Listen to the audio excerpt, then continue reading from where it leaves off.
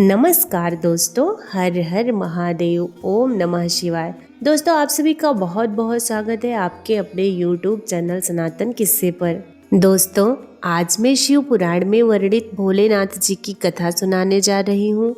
दोस्तों, शिव पुराण के अनुसार जो भी भक्त इस कथा को शांत मन और भक्ति पूर्वक सुनता है, उसके जन्मों जन्मों के पाप, दुख, दारिद्रता और रोग व्याध सब दूर हो जाते हैं। भाग्य का द्वार खुलता है। शिव जी माता पार्वती की कल्याणकारी कथा, यदि आप अंत तक इस कथा को सुन रहे हैं तो यकीन मानिए आपको अपने परेशानियों का हल, भगवान के प्रति श्रद्धा भक्ति 100 गुना बढ़ जाएगी। तो इसलिए कथा को ध्यान पूर्वक पूरी लगन के साथ सुने। आधी अधूरी कथा ना सुने, नहीं तो भगवान का अपमान होगा। और अगर कथा अंत तक सुनेंगे तो आपको इसका लाभ अवश्य मिलेगा। शिव पुराण के अनुसार एक गांव में एक गरीब ब्राह्मण अपनी पत्नी व अपने पुत्र के साथ रहा करता था। उसके पुत्र का नाम सोमदत्त था। वो बूढ़ा गरीब ब्राह्मण प्रतिदिन शिव जी को जल चढ़ाया करता था और उसकी पत्नी यानी ब्राह्मणी को ये सब बिल्कुल पसंद नहीं था। दोस्तों, पहले ब्राह्मणी पूजा पाठ, व्रत, उपवास सब कुछ बहुत ही श्रद्धा के साथ करती थी। इतना कुछ करने के बाद भी उसकी गरीबी दूर नहीं हो रही थी। जब ब्राह्मण जवान था तो कहीं ना कहीं से कथा सुनाकर, पूजा पाठ करके दक्षिणा ले आया करता था। उसी दक्षिणा से उसका गुजारा होता था। फिर भी ब्राह्मणी इसी आस में पूजा पाठ करती थी कि कभी ना कभी उसकी गरीबी दूर होगी, परंतु उसके पूजा पाठ का कोई फल नहीं मिला। अब तो ब्राह्मण बूढ़ा हो गया था। उसमें इतनी शक्ति नहीं थी कि वो कहीं गांव-गांव में जाकर कथा कराए। वो बीमार भी रहने लगा। घर में कमाने वाला कोई भी नहीं था। ब्राह्मण का बेटा सोमदत्त गुरुकुल में पढ़ा करता था। अब ब्राह्मणी के घर में खाने के लाले पड़ गए तो वो गुस्से में पूजा पाठ करना छोड़ देती है और ब्राह्मण को भी पूजा पाठ करने से मना करने लगती है और कहती है कि भोलेनाथ जी की पूजा पाठ करते करते जवानी से बुढ़ापा आ गया, लेकिन भगवान ने तो हमारी गरीबी दूर ही नहीं करी, उल्टा अब तो दाने दाने के मोहताज हो गए हैं हम। अरे, मेरी ही मति मारी गई थी जो मैंने दिन रात पूजा व्रत किया और अपने शरीर को सुखा दिया। अब क्या देगा तुम्हारा शिव जो तुम शिवलिंग पर जल चढ़ाते हो। दोस्तों, ब्राह्मणी की बातों को सुनकर ब्राह्मण कुछ नहीं कहता। उसे तो अपने आराध्य भोलेनाथ जी पर विश्वास था। अब ब्राह्मण का बेटा गुरुकुल से अपनी शिक्षा दीक्षा लेकर अपने घर आ गया और अपने माता पिता की सेवा करने लगा।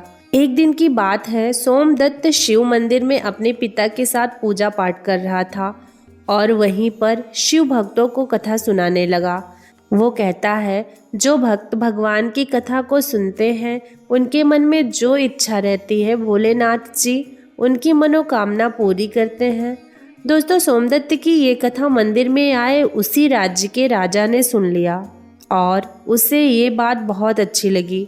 उसने अपने यहाँ सोमदत्त को कथा सुनाने के लिए नौकरी पर रख लिया। अब सोमदत्त प्रतिदिन राजा की लड़की को कथा सुनाने जाया करता था। वहाँ से दक्षिणा में जो कुछ भी मिलता उसी में अपने परिवार का पालन पोषण करने लगा। इस पर भी ब्राह्मणी खुश नहीं हुई। उसने कहा, मुझे अपने बच्चे के भविष्य की चिंता है। हमारा जीवन तो जैसे तैसे कट गया, लेकिन मेरे पुत्र का जीवन अभी भी बाकी है। हमारे मरने के बाद उसका क्या होगा। हमारे भक्ति पूजा पाठ का फल लगता है कभी मिलेगा ही नहीं। क्या भोलेनाथ जी को हमारा दुख दिखाई नहीं देता। मेरा पुत्र राजा के घर से जो कुछ भी लाता है, माना कि उससे हमारे पूरे परिवार का पेट भर जाता है, लेकिन और भी आवश्यकताएं कैसे पूरी होंगी। ईश्वर ने अपनी आंखें क्यों बंद करके रखा है। क्या हमारे पुत्र को हमारी तरह ही गरीबी में रहना होगा। प्रिय दोस्तों, ब्राह्मण और ब्राह्मणी की ये करुण पुकार जब माता पार्वती जी ने सुना तो उन्होंने शिव जी से कहा, हे माहेश्वर, आप सर्वत्र हैं, आप क्यों इन दोनों की परीक्षा ले रहे हैं। ब्राह्मण आपका अनन्य भक्त है, अब आप उसके दुख का नाश करें, अन्यथा कोई भी ब्राह्मण आपकी पूजा करना बंद न कर दे, कहीं उसके मन में आपके प्रति विश्वास समाप्त न हो जाए। भोलेनाथ जी ने कहा, हे देवी, आप चिंता न करें, मैंने उसके भाग्य का उदय का बीज पहले ही बो दिया था। अब हम दोनों को साथ में लक्ष्मी और विष्णु जी को लेकर इस ब्राह्मणी के घर जाने का समय आ गया है। मेरी कृपा के साथ ही वो ब्राह्मण दंपत्ति विष्णु और लक्ष्मी जी के कृपा के पात्र हैं। उन दोनों पति पत्नी ने हम दोनों की पूजा एक साथ की है। हे देवी, पृथ्वी लोक पर जाकर हमें शिव लीला करनी है।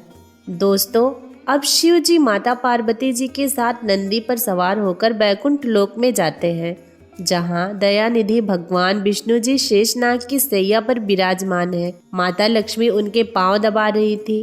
तभी शिव जी ने विष्णु जी से पृथ्वी लोक पर चलने को कहा। विष्णु जी बोले, हे देवी लक्ष्मी, चलिए, हमारे भक्त का बुलावा आ गया है। अब चारों देवी देवता ने साधु का वेश धारण करके पृथ्वी पर उस ब्राह्मण के घर पहुंचकर अलख जगाई और कहा, अलख निरंजन, अलख निरंजन। घर में से बूढ़ा ब्राह्मण निकला। उसने उन्हें प्रणाम किया तो वेशधारी साधुओं ने कहा, हम आपके घर पर विश्राम करेंगे। इस पर ब्राह्मण पुत्र सोमदत्त ने अतिथि देवो भव पर विचार करके कहा, महाराज, हमारे घर पर दक्षिणा में मिले दाल भात आदि से हम तीनों के भोजन की पूर्ति होती है, अतः मैं एक समय के भोजन की व्यवस्था कर सकता हूँ। साधुओं ने उसे एक बर्तन दिया और बर्तन देते हुए कहा कि वो दाल भात इस बर्तन में बनाओ तो हम सबका दोनों समय का भोजन बन जाया करेगा। इस प्रकार उस बर्तन में बने भोजन से दोनों समय की पूर्ति हो गई। अगले दिन प्रातः सोमदत्त जाने लगा तो साधु रूपी भगवान शिव जी ने पूछा, पुत्र, तुम कहाँ जा रहे हो?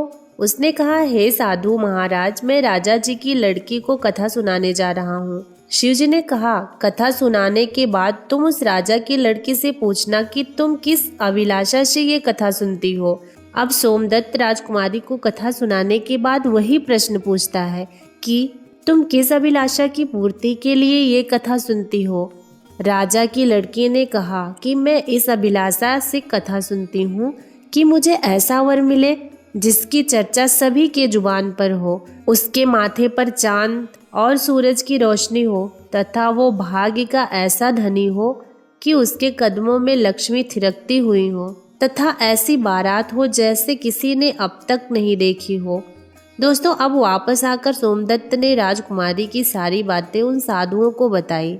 अब देखिए, अगले दिन प्रातःकाल जब वो कथा सुनाने जाने लगा, साधुओं ने कहा, पुत्र, आज फिर से तुम वही प्रश्न करना और अगर वो फिर से कल वाली बातें तुम्हें बताए तो तुम तुरंत ये कह देना कि जैसा पति तुम्हें चाहिए वैसे केवल मैं ही हूँ, ऐसा कहकर भाग आना। सोमदत्त ने कहा, हे महाराज, कहाँ मैं गरीब ब्राह्मण, कहाँ वो राजा की पुत्री। राजा मुझे और मेरे परिवार को मृत्यु दंड देकर मौत के घाट उतार देगा, अतः मैं ऐसा नहीं करूँगा।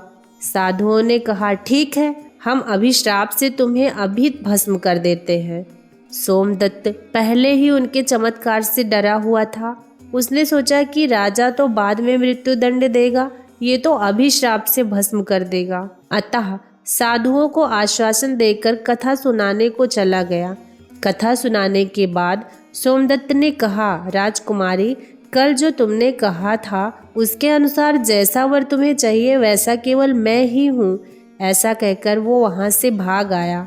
राजकुमारी को बहुत आघात पहुँचा और दासी के द्वारा वो राजा को बुलाकर सारी बात बताई। राजा ने आश्वासन दिया कि उस उद्दंड ब्राह्मण को अवश्य सजा मिलेगी। राजा ने तुरंत अपने मंत्रियों से विचार किया।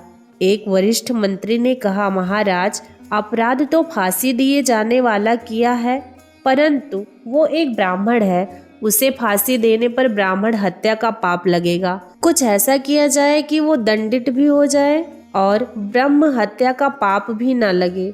दोस्तों, काफी विचार विमर्श किए जाने के बाद तय हुआ कि शादी का निमंत्रण पत्र कुछ शर्तों के साथ भिजवाया जाए। राजा ने शर्तों वाला निमंत्रण पत्र लिखवाकर अपने नौकर के हाथ सोमदत्त के पिता के पास पहुंचा दिया। उधर सोमदत्त ने साधुओं को घर पहुंचकर बताया कि आपके कहे अनुसार कहने पर राजा कन्या बहुत क्रोधित हो गई। अब शीघ्र ही फांसी का संदेश पहुंचने वाला है। कुछ समय बाद नौकर निमंत्रण पत्र लेकर वहां पहुंच गया। साधुओं ने हलकारे को सम्मान के साथ बिठाकर सोमदत्त को निमंत्रण पत्र सुनाने को कहा। पत्र इस प्रकार था, हे ब्राह्मण पुत्र, हमें तुम्हारा शादी का प्रस्ताव मंजूर है, परंतु साथ साथ हमारी कुछ शर्तें हैं। हमारी शर्तें पूरी करने के बाद हम अपनी कन्या का विवाह तुम्हारे साथ कर देंगे। शर्तें न पूरी होने पर तुम्हें परिवार सहित फांसी दे दी जाएगी। शर्तें इस प्रकार से हैं, बारातियों के ठहरने वाले सभी बारात घर तथा बनाए हुए सभी तंबू बारातियों से भरे होने चाहिए। कोई भी तंबू खाली नहीं रहना चाहिए। दूसरी शर्त, बारातियों के सत्कार में बनाई गई सभी खाद्य सामग्री उपयोग होनी चाहिए, कुछ भी बचना नहीं चाहिए। तीसरी शर्त, ऐसी अद्भुत बारात आनी चाहिए जिसकी प्रशंसा हर व्यक्ति के जुबान पर हो। बारात आने पर यदि कोई भी शर्त अधूरी होगी तो आने वाले सभी बारातियों को फांसी दे दी जाएगी। पत्र पढ़कर सोमदत्त कांपने लगा। साधुओं ने कहा, तुम डरो नहीं, नौकर को भोजन खिलाकर पत्र का उत्तर देकर विदा करो और पत्र में लिखो, आप विवाह की तैयारी करें, हम बारात लेकर आएंगे।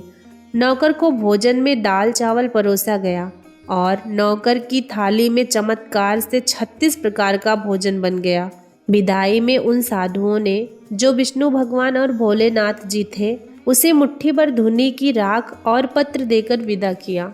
बाहर आकर जब नौकर ने देखा वो राख नहीं बल्कि हीरे मोती हैं, वो बहुत खुश हुआ।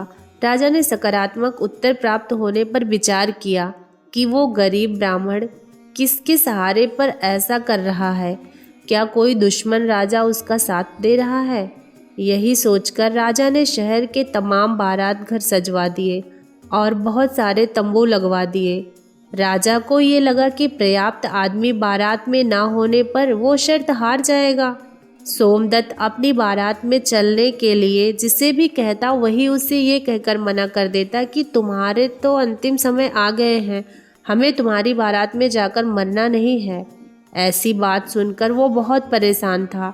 शादी वाले दिन सोमदत्त को परेशान देखकर साधुओं ने कहा, पुत्र, आज तुम्हारा विवाह है और तुम परेशान हो रहे हो, तैयार होकर हमारे साथ चलो और किसी बात की चिंता ना करो, हम तुम्हारे साथ हैं। सोमदत्त ने भाग्य में जो लिखा है वही होगा, ये सोचकर तैयार होकर साधुओं के साथ चल दिया।